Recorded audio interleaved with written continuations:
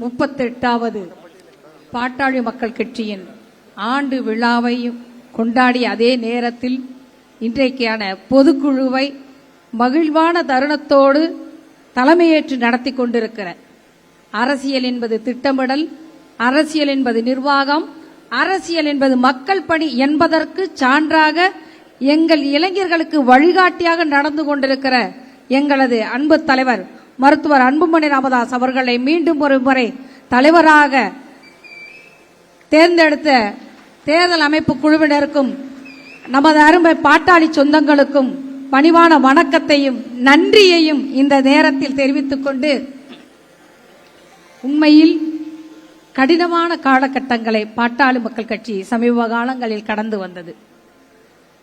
கத்தி எடுத்து எவங்கூடையும் சண்டை போடணும்னா தாராளமா சண்டை போட்டுருவோம். உறவுகளோடும் நட்புகளோடும் ரத்த சொந்தங்களோடும் உண்மையில யாருமே பகைமை பாராட்டல. ஒருத்தர் ஐயா வேணும்னு நின்னோம், இன்னொரு பக்கம் அண்ணா வேணும்னு நின்னாங்க. யாரையும் வேணான்னு சொல்லல. இதுதான் இந்த பாட்டாளி சொந்தங்களின் வலிமை. அண்ணா வேணும்னு நின்னாங்க, ஐயா வேணும்னு நின்னாங்க. இன்றைக்கு இவர்கள் மத்தியில் இருந்த ஒரு பனிச்சுவரை தன் அன்பின் கதகதப்பால் உடைத்து நொறுக்கிவிட்டு இந்த பொதுக்குழுவில் தலைவராக பொறுப்பேற்றிருக்கிறார் நமது அன்பு தலைவர். எதையும் சும்மா எல்லார்ட்டையும் பதவி வாங்கல, சரியான நிர்வாகத்தை, திட்டமிடலை, மக்கள் பணியை தனது கட்சிக்குள்ளும் நிகழ்த்திவிட்டு இந்த தலைவர் பொறுப்பை மீண்டும் ஒரு முறை அவருக்கு இந்த தேர்தலில் பாட்டாளி சொந்தங்கள் வழங்கி இருப்பது அல்லது அவர் பெற்றிருப்பது உண்மையிலே நமக்கெல்லாம் மகிழ்வான ஒரு விஷயம். நமது சட்டமன்ற உறுப்பினர் மருத்துவ முனைவர் சௌமியா அவர்கள் அரசியல்ல பெண்களுக்கான குரல்ங்கிறதே ரொம்ப பலவீனமான குரல் தான். அவ்வளவு சீக்கிரம் ஆணாதிக்க சமூகத்தில் பெண்களுக்கான இடமோ குரலோ மறுக்கப்பட்டு கொண்டிருக்கிற இந்த நேரத்தில் பெண்களுக்கான குரல் மனிதநேய குரலாக எல்லா களத்திலும் ஒலிப்பதற்கான ஒரு காரணகர்த்தாவாக பாட்டாளி மக்கள் கட்சி ஒரு பெண்ணுக்கு, மகளிருக்கு இவ்வளவு பெரிய அங்கீகாரத்தை வழங்கி இருக்கிறது.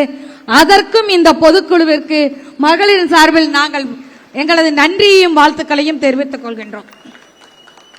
இன்னொரு பக்கம் நரேட்டிவ் பாலிடிக்ஸ், பிம்ப அரசியல் இங்கு நடைபெற்றுக் கொண்டிருக்கிறது. இன்னைக்கு தாங்க லஞ்ச லாவணி எல்லாம எல்லா எம்எல்ஏவும் இருக்கிறாங்க, எல்லா சட்டமன்ற உறுப்பினர்கள்.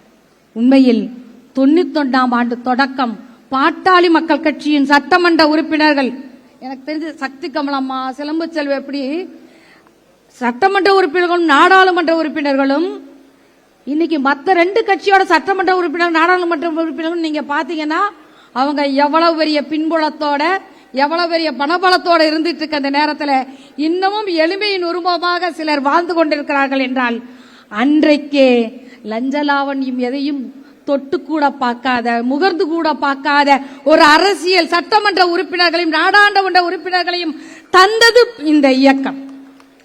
நரேட்டிவ் பாலிடிக்ஸ் எல்லாம் அதெல்லாம் வேலையே இல்லை. அதுக்கு முன்னாடியே இவர்கள்லாம் நமக்கு முன்னாடி இருந்திருக்கிறார்கள்.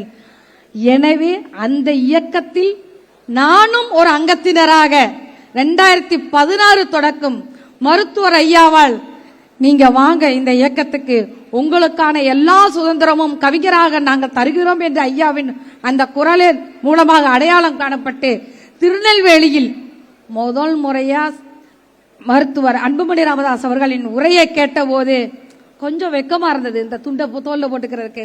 ஏன்னா நம்ம வீட்டுக்குள்ளேயே இருந்த பெண்கள் அரசியல் மேடையில் உட்காரக்கு கொஞ்சம் யோசனையா இருந்த நேரத்தில் அவரது உரை தந்த கௌரவம், இந்த துண்டை நாங்கள் போட்டுக்கொள்வதற்கு கௌரவத்தோடு போட்டுக்கொள்ள வேண்டும் என்று போட்ட தொடங்கிய அந்த பயணம் இன்றைக்கும் எத்தனையோ தடர்பாடுகளுக்கு அப்புறமும் மீண்டும் ஒரு முறை பாட்டாளி மக்கள் கட்சியின் பொருளாளராக தேர்வு செய்திருக்கிற இந்த தேர்தல் அமைப்பு குழுவினருக்கும், அதை தேர்வு செய்வதற்கு காரணமாயிருந்து என் மேல் நம்பிக்கையும் நல்லெண்ணமும் வைத்திருக்கிற அத்துணை மேடையில் அமர்ந்திருக்கிற மூத்த முன்னோடிகளுக்கும், எங்களது தலைவர் அவர்களுக்கும், எல்லாவற்றையும் விட கடைக்கோடி தொண்டனாக இருந்து கொண்டிருக்கிற பாட்டாளி சொந்தங்களுக்கும் எனது சிறந்தாழ்ந்த நன்றியை இந்த தருணத்தில் தெரிவித்துக் கொண்டு, எல்லாருக்கும் பசி இருக்குன்னு சொன்னாங்க.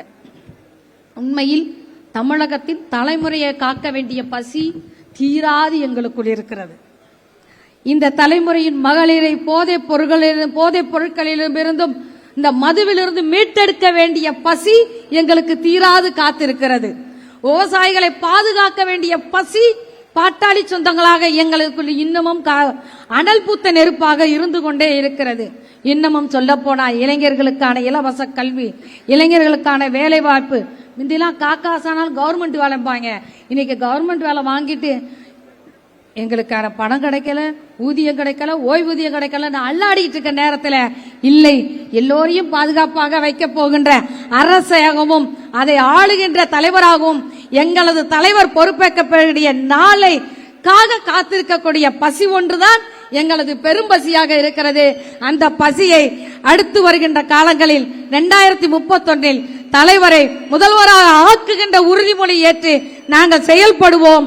நன்றி நன்றி என்று கூறி விடைபெறுகிறேன். நன்றி. உங்களோடு பயணம் தொடர்ந்து பயணிப்பேன். நன்றி.